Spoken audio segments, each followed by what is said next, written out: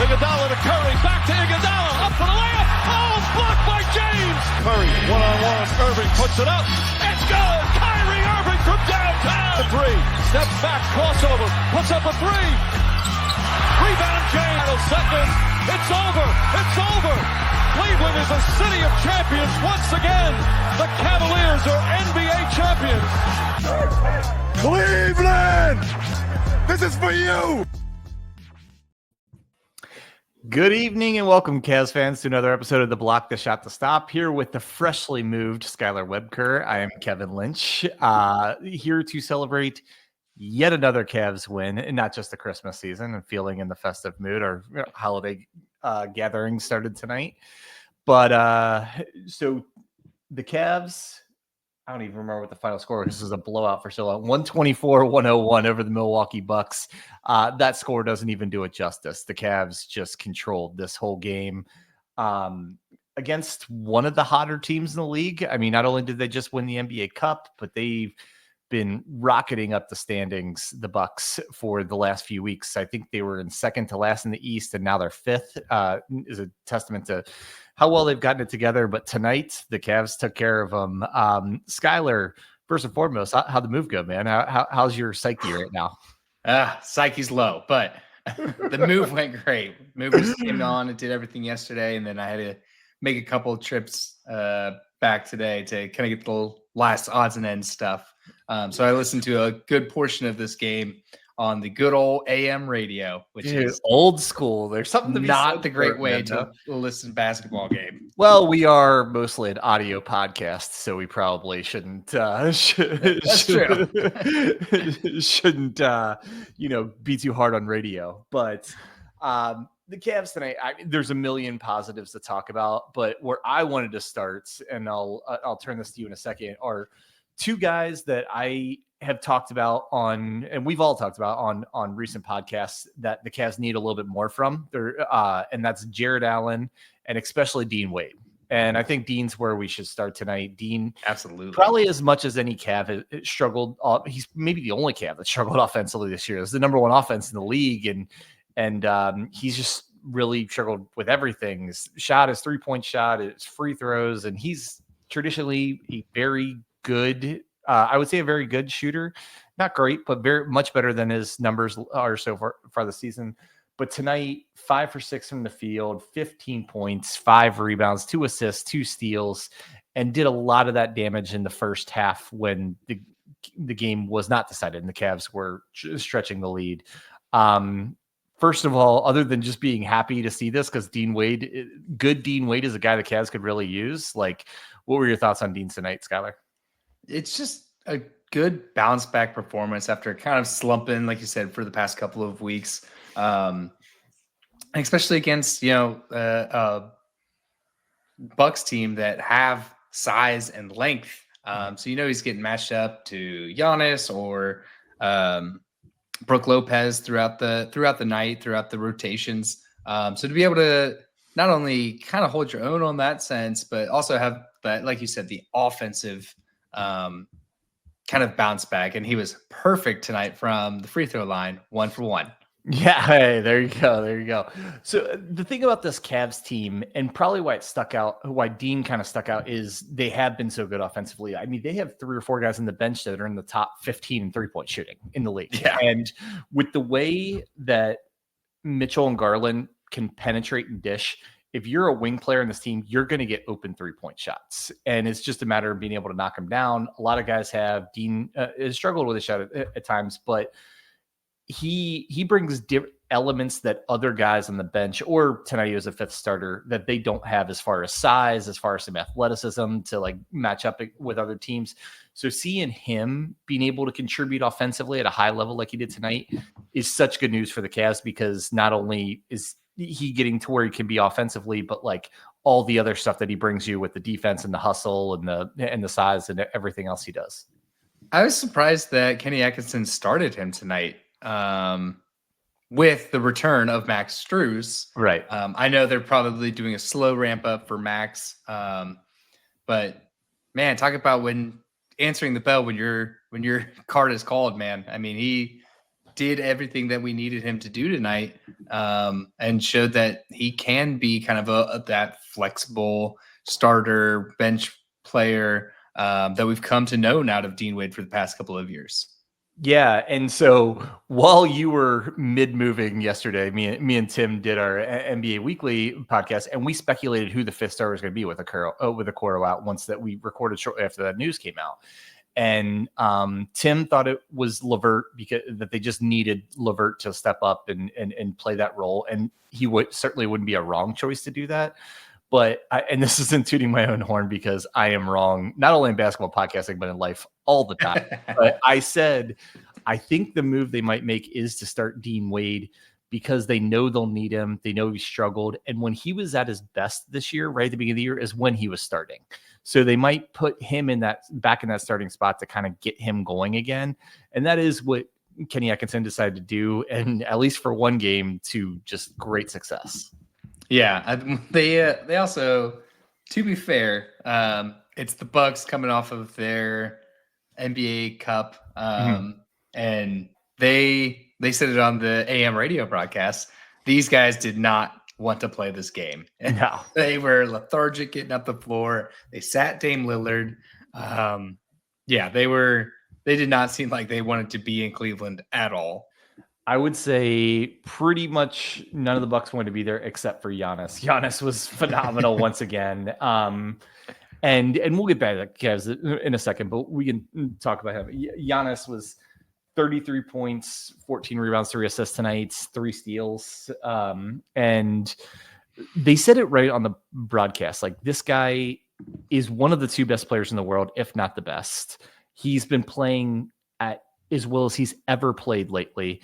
And he got his numbers, but the Cavs really did make him work quite a bit. And that's all you can do is with somebody that good is make him work really hard for his points and don't let his greatness elevate the guys around him. And that's what they really did tonight. Like nobody else. I think the next high guy had 14, and that was Chris Middleton. And a lot of that was in the second half when the Cavs had already opened it up. And so the Cavs defense tonight, actually, and I guess we'll go there, and then we'll come back to the individual players. I actually thought the defense was as good as we've seen in a while because we were playing a team as one of the best players in the world that's been incredibly hot, and they really held the Bucks down. The combination of making Giannis work and not letting anybody else get off besides Giannis. Yeah, they finished the game as a team total with 11 steals and 48 rebounds, which is crazy that everybody was picking their pockets. No blocks though, which I thought was surprising, but I guess when you have Giannis as a loose freight train barreling down at you, it's kind of hard to get some blocks on that. Yeah, I kept a running count in the first half. I kind of let go because the game was getting out of hand in the second half, but like Giannis himself towards the end of the first half, he had drawn 7 fouls just on himself. Like forcing a defender to foul him. And that's like, not only is he so great, but that's the pressure he puts on the other team. Luckily, it didn't hurt the Cavs tonight as far as foul trouble with any in particular player. But he really, this was the perfect game for me because I got to see the Cavs playing at their best, like everyone contributing, awesome Cavs performance. And then I love watching the best players in the league just do their thing. And we got to see that with Giannis too. So for me tonight, this is a perfect game. Yeah. He's one of those guys. We say it all the time. Like Giannis is allowed to beat us. Nobody else is allowed to beat us. He's one of those elite players that earn that right. Yeah. And last thing about Giannis, I know we're at a Cavs podcast talking about Giannis, but he is so good. The thing, this is a little thing, I'm sure some other people notice it, but like how fluid his movement is for his size. Like when he's jogging up and down the court, he looks like he's exerting the same energy as like Darius Garland. Usually 7-foot guys, it's kind of lumbering and all this kind of stuff. Even now, as athletic as guys are, everything he does except for jump shooting is so smooth. Again, perfect game tonight because the Cavs were awesome. They got a comfortable victory. They kept the starters' minutes down since they have a back-to-back tomorrow night. And we got to see one of the best players in the world play great. So to Yeah. me, this is just the perfect basketball game. What did you think about the return of Max Strus? I know he's on minutes restriction and kind of came off the bench, kind of worked his way back in after missing a fourth of the season. But what did you see out of him? Yeah, no, I definitely want to bring up Max. I'm glad you did. I think the first thing I noticed is like I forget the chaos that Max always seems to bring to the court. Like he demolished I think it was Michael Beasley, luckily right after the first quarter horn sounded. Like it was an incredibly hard foul that was 0.1 seconds too late to actually count as a foul. But just stuff like that, like loose balls, he whether it's him drawing fouls or getting fouls, and like just always he definitely has a little bit of a pest in him that other teams probably don't like to play against Max Strus. But what I saw, I was happy with his performance. A little bit of rust. I mean, of course, it's his first game of the year. But he made, I think, 3 threes. He seemed to be moving really well. He, definitely brings some similarities to some of the other guys on the bench, like a little bit different skill set. He's maybe a little bit more physical than some of the other wings that the Cavs have. I would agree. And so I was really encouraged. I mean, first of all, to see him back, and then to see the game shape that he's in, and that he got right back in the flow. What do you think of him, Max? Yeah, I mean, his shooting, obviously, rust, no doubt. Like that's to be expected. But like you said, like his athleticism appeared on the court. His ability to affect the game outside of shooting appeared on the court. That's stuff that people do chalk up to rust and stuff, but that came out great. That came out exactly like the Max Strus that everybody signed up for. Outside of Evan Mobley and Donovan Mitchell, he had the best plus minus on the team at plus 20. Yeah, and I mean, he played 19 minutes. That's a good amount of minutes for your first game back coming off of injury. He looks to be in pretty good condition too. Like sometimes when a guy comes back, they're kind of huffing and puffing a little bit, but he seemed like I was as encouraged as I could have realistically been. He wasn't going to come out and play 35 minutes and score 20 something points in his first game. They're going to kind of ease him back in a little bit. So I was really, really encouraged. And it comes, the perfect time would be to have him all year. But if you're going to get him back, it's great to get him back just as Isaac Okoro goes out, and to fill a little bit. They don't play exactly the same, but it can at least fill some of that void that will be there with Isaac missing a few weeks, because Isaac's been a huge part of this team. He absolutely has. So the one thing I guess I would question with this game in particular, I know that he probably had a 20-minute minutes restriction or anything like that, but I'm curious if this game is pretty much a blowout the entire time. Right. If you used garbage time or leveraged the garbage time to get Max Strus his shooting form, to kind of help alleviate the rust where, it doesn't matter. The shooting percentages don't matter. Just get out there in game rhythm. I'm curious why Kenny Atkinson didn't elect for that and actually elected for Ty Jerome to close it out. What's funny is the podcast that Tim and I did Monday night against the Nets. I said the exact same thing about Dean Wade. Like, with Dean struggling so much, I wish they would have played him in garbage time, get him in the flow a little bit and everything. And they didn't, and Dean comes out and has one of his best games of the year tonight. And my guess is if they may have done a little bit more of that if they didn't have a back-to-back and 3 games in 4 nights. So they might have wanted to keep his minutes down, not only coming back from the injury, but also so he can play hopefully tomorrow night, if not at least play Monday. And so kind of guessing what's in Kenny and the coaching staff's head, that's kind of where I would have gone.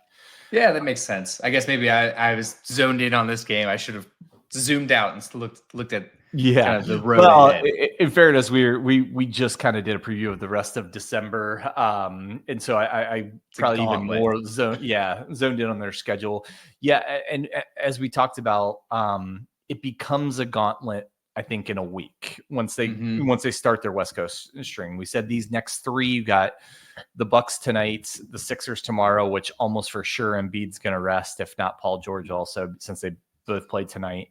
And then Utah might be the worst team in the league on Monday. All respect to the Washington Wizards.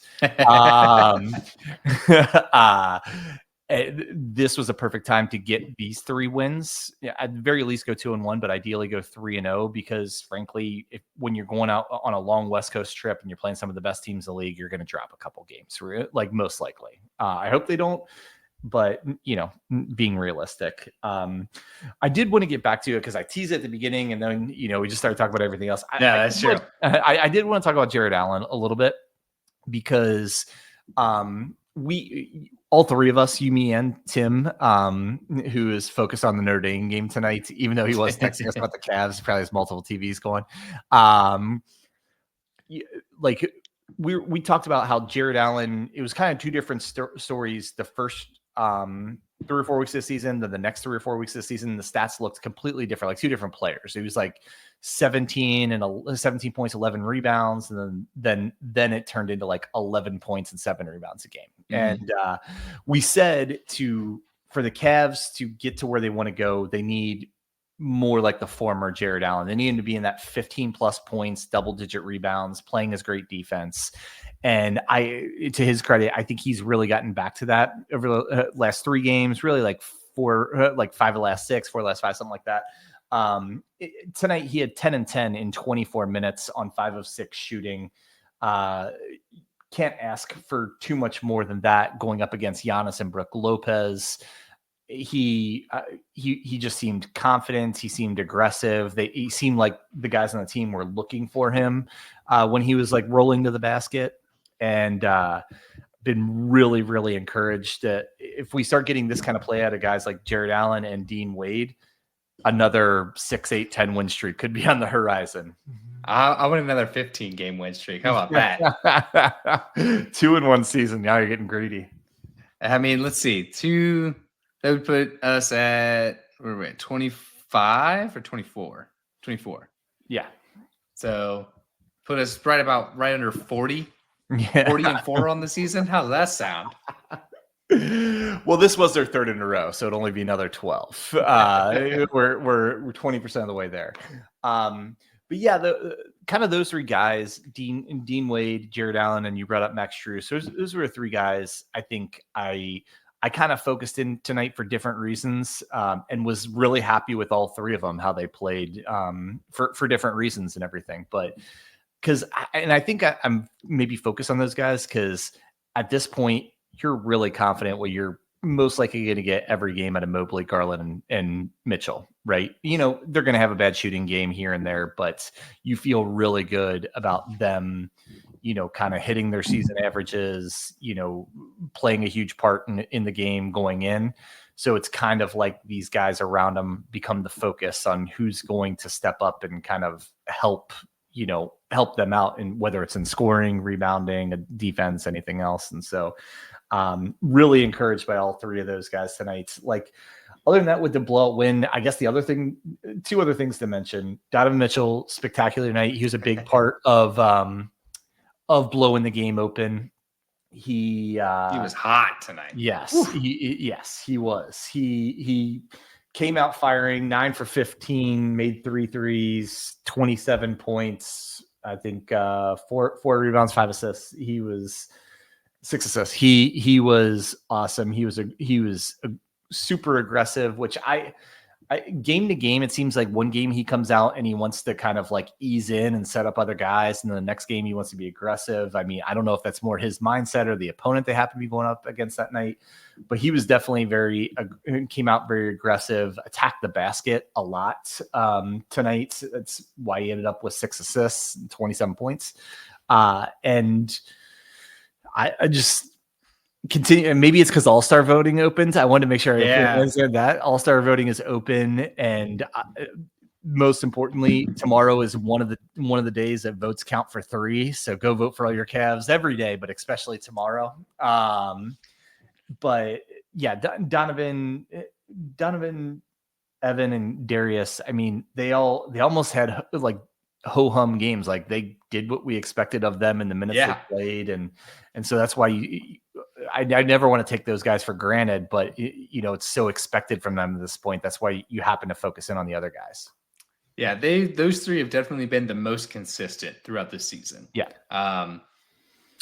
I want to call out this one play that was absolutely the coffin nails. The Bucks were trailing pretty much the entire game, but it was right at the moment to close the third quarter where Karis LeVert drives, scores, immediately steals the ball back, dishes it out to Ty Jerome, who hits a buzzer beater three. It was Mitchell that hit the three. And Mitchell. Not only that, but like just maybe 20 seconds before that, Max Strus hit a three. So they went on an 8-0 run in like the last 45 seconds of the third quarter.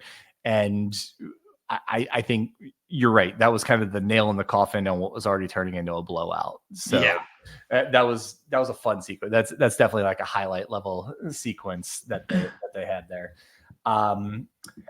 Other than that, like, the other thing I was going to call out is, in the meaningful minutes, the like 10 guys that played tonight, everyone scored. Nobody had a particularly bad shooting game. I guess you could say Darius was a little bit cold for him, even though he did go 4 of 6 on threes. But just this is like the Cavs almost at their peak, where like, to me, Mitchell is a phenomenal superstar. Mobley is controlling so many different aspects of the game. Darius is doing what he does. And then you get like high level contributions from a couple other guys and solid contributions from a bunch of others. And that's just like, that's what this Cavs team is.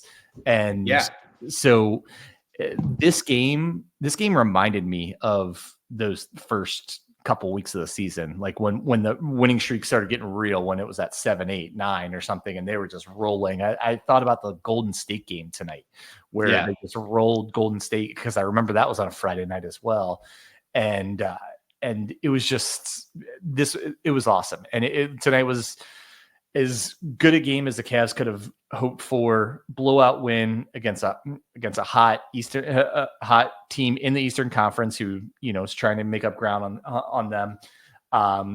Like I said, kept the starters' minutes down, so hopefully everybody plays tomorrow. Hopefully nobody obvious other than Okoro got banged up and can play. And that's, I don't have too much there's not even, I guess the only other individual guy I'd call out is like Ty Jerome, because our beloved TJ Maxx, he's, I don't want to say he struggled, but he hasn't been contributing as at high a level as he has. Some of that is his minutes were reduced a little bit. I think he maybe wasn't having quite as many opportunities, but then tonight he really took advantage of opportunities. 5 of 9 from the field, 3 of 6 from 3, 13 points, 4 rebounds, 4 assists.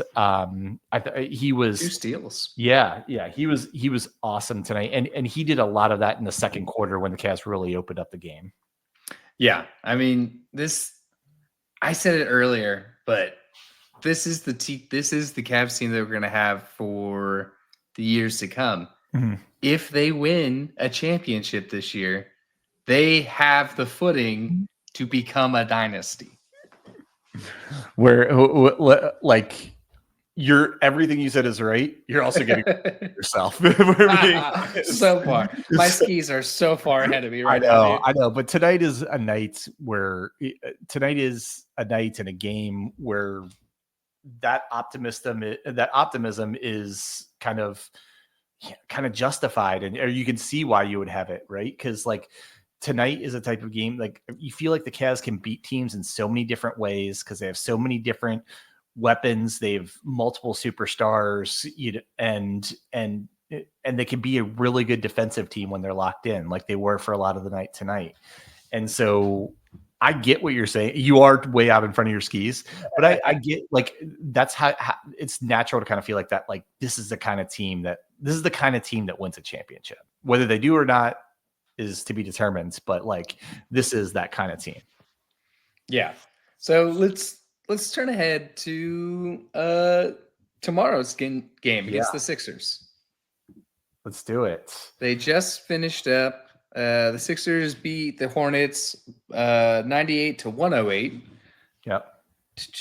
Let me look at their box score. Let me see who all played. No, I think everybody played for the Sixers. Embiid had 34. He played 32 minutes. No way he's playing tomorrow. No. Paul George played 38 minutes. Doubt And he's gonna 5 play points. tomorrow. I know.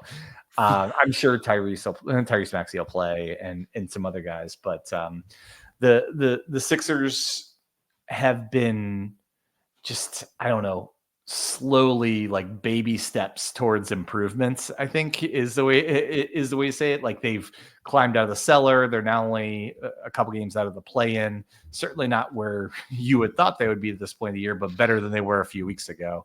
And they just got Embiid back from he broke his nose again. That guy's poor nose, man. Like and so you would think tomorrow is a good opportunity to beat the Sixers between the fact you're at home, the Cavs are rolling, the Sixers are probably going to rest a couple of their superstars. I could be wrong, could be surprised, but I feel pretty safe in that bet. And so I think like a few games this year, the Cavs, let's be honest, as great as the Cavs have been, and this is taking absolutely nothing away from them, they've had a little bit of good luck this year. They do seem to have run into some teams whether they were down or missing guys and stuff like that. Not to say the Cavs wouldn't have beat them anyway, but this is one of those kind of good fortune things you should take advantage of. You're at home against a team missing their who's most likely going to play without their two best players. Take care of business. Don't take it for granted. And the Cavs, I don't really think have taken any games for granted this year, even the games they've lost. So my expectation tomorrow is run it back, just like tonight. Seriously, come out aggressive, open up a double-digit lead in the first half, play the starters less than 30 minutes, get another win, and move on. Like, what about you? I mean, that's the ideal game plan right there. I don't get it, man. For the Sixers, you are 12th in the East right now. You're not even in the playoff mix. And we're more than a fourth of the way through the season. Like, at some point, I think you gotta take the load management out and tell guys, like, we need you. We need you to be on the floor so that we have a chance to do something this year. I definitely think you're right, and I think that'll have to happen for the Sixers at some point. My guess is it just won't be tomorrow, at least with Embiid, since he just came back from injury. And realistically, you could look at it like we're going to play the team who has the best record in the league in their building. It's a game, even if we played all of our guys, we have a good chance to lose. And so maybe it is a good opportunity to, especially because they got to win tonight, kind of, half throw in the towel for tomorrow and then, prepare. I don't know who the Sixers have next, but just kind of. Yeah, I mean, I'm not telling them to start these guys tomorrow. I'm just saying, like, as a season outlook for them, I mean, at some point they have to ask these guys to step up and do a little more. Don't do it tomorrow. Let the Cavs keep rolling. But yeah, and so I would think a little bit opposite of tonight, because tonight, I mean, everyone contributed really well tonight, but the bulk of the scoring did come from the backcourts and the guys off the bench and things like that. If Embiid doesn't play, Mobley and Allen could dominate the interior tomorrow. And I would guess that they would maybe come out looking for the two of them and try and get them going. Evan was really solid tonight, again, in a little bit shorter minutes than normal, but you would expect with no Embiid and no respect to the other guys to Andre Drummond or Yabusele or KJ Martin, the great Kenyon Martin's son. But those are guys with no Embiid. The Cavs have a clear advantage on the interior. Not that they don't in the backcourt, but I think that is their biggest mismatch. And I think tomorrow they try and exploit it. I agree. I think they're going to get in and attack the paint. A lot of pick and rolls, pick and pops. Hopefully we see more Darius Garland floaters because he has the best floater in the game. I'm like over here imitating it. Yeah. And I just more than anything, yes, we want to win and everything, but like when I say keep it rolling tonight. Obviously, you want to win by 23 every game, right? but more so, the Cavs are getting back to having that best offense in the league. They did kind of at the tail end, right before the break with the NBA Cup. The offense was down a little bit. Shooting numbers were down a little bit. But then I looked after the game tonight. They've moved back into first place in field goal percentage, first place in 3-point percentage. They, I think, are averaging the second most points per game. I think they have the second best point differential. So I think the biggest thing I'm saying is let's ride this momentum for a while before you're naturally going to hit another lull at some point during the NBA season.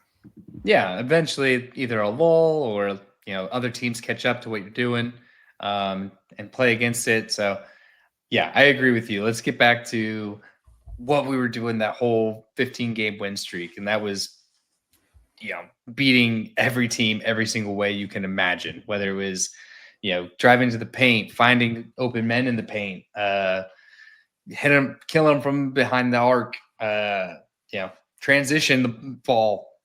They that's how they did that 15-game win streak, was by winning a different way every night. And I want to get back to that also.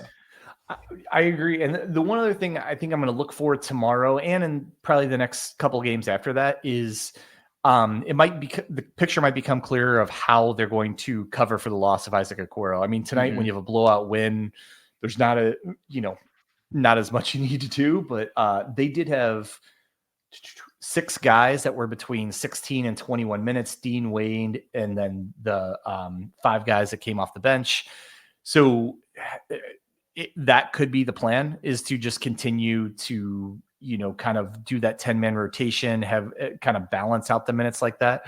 Or do they look to, as Tim speculated yesterday, are they going to increase LeVert's minutes from, he's playing about 22, 23 a game, up to like the higher 20s, maybe him take 5 of Okoro's minutes. How many minutes is Max Strus going to play as he starts getting more acclimated? Like once he gets off the minutes restriction, what is going to be his normal amount of rotation minutes? Is it going to be 20, 25, more, less? So I really think tomorrow night and probably the next handful of games, that's one of the big things I'm going to look for at the Cavs is like, how is the rotation going to change? How is the minutes just distribution going to change to kind of make up for the loss of Isaac Okoro? And is it, going to be like tonight, a kind of, full team effort, full, squad effort from the bench and then Dean Wade in the starting lineup? Or is it going to become clear, like someone like LeVert's minutes are going to uptick and kind of replace some of that production that's going to be lost?